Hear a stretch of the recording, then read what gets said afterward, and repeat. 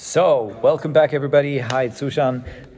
Here's my feedback to the questions that were asked within the webinar that we weren't able to answer. So here we go. So, how was the honest response to interactive squash been? So in the beginning, it was very, very interesting because you could basically divide the audience of interactive squash in two groups. The one absolutely eager and super interested and super motivated to go for the future, and the naysayers. And yes, in the beginning it was 50% naysayers, mostly older people, to be honest. They were like, yeah, go away from our court. This is not a place for computer games. This is supposed to be a squash court. This is squash, and squash is great as it is, and you don't have to change anything.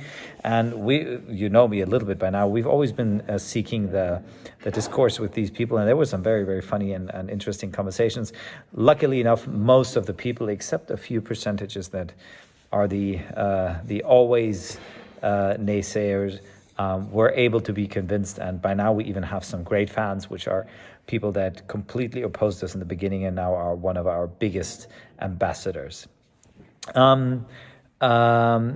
Has the price of interactive squash been a hurdle for it being accepted and installed in many facilities? Yes, absolutely. The price is indeed the most prohibiting factor, and this is one of the reasons why we've always been trying to bring down the price as much as we can. It is a complex system. One thing that we always highlighted from the very beginning is we want to focus massively on quality, meaning like we could build the system a little bit cheaper, but it would break down after a couple of years. We give 5 years warranty, so that's quite a commitment, and we want to make sure that this means that if you install this, you can actually rely on this system for a very, very long time to create a very, very much increased revenue.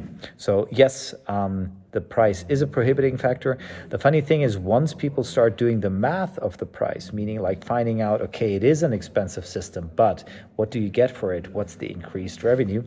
Then it becomes very, very easily. It's just like buying a very, very good car. If you know that you're going to be using it for 15 years instead of 5, the price of a more expensive car obviously comes down to a better ROI. And this is what we aim for. So yes, we know it's a big hurdle, but it's a hurdle worth taking. Is there a light version of interactive squash that can be set up at home in a spare room like a garage? Yes, very much. We have the Multiball. So if you go to multi-ball.com, you will find our smaller system. It works with slightly larger balls, not squash balls, but it has a variety of applications, and you can use it for very, very, very cool things. It's at a much lower price point, so it starts at 4,500 euros. And we also launched Limbic Active, which will hit the market in August. And that's even cheaper. That's around the 1,000 euros. And it's much easier to install. And it's really like for the real home use. If you go to limbicactive.com, you can check that one out. It's super awesome what's coming next.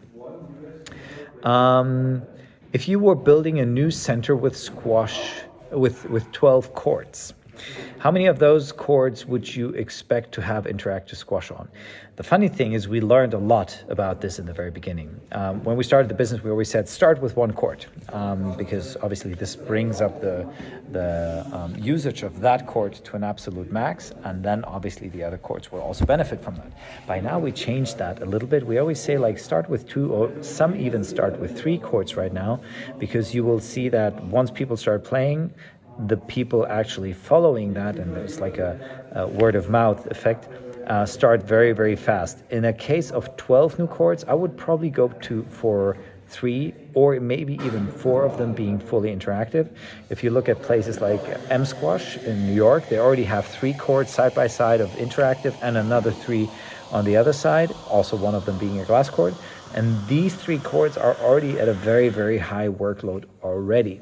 So obviously in the long run, we see all chords being interactive, because the benefit of actually playing on an interactive squash court, even if you just play a normal game of squash with some scoring, is so much higher, and it's such an improved experience that at some point it won't make sense to even just have a normal court.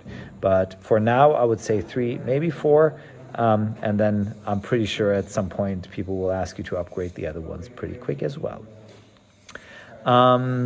What are the costs involved and what is the ROI?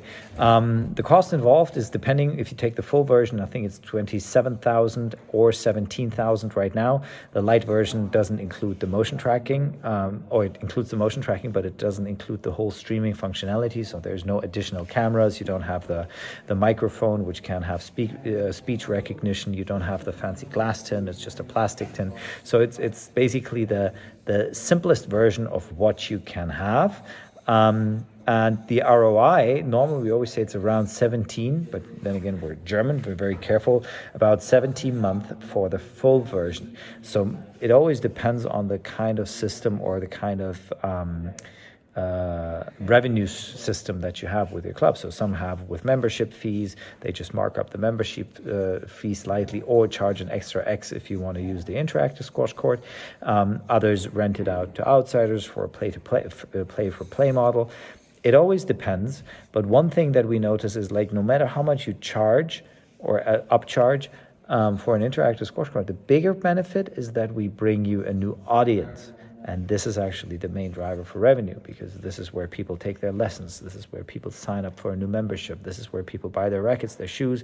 And that's obviously also the injection that this great sport needs in terms of new participation.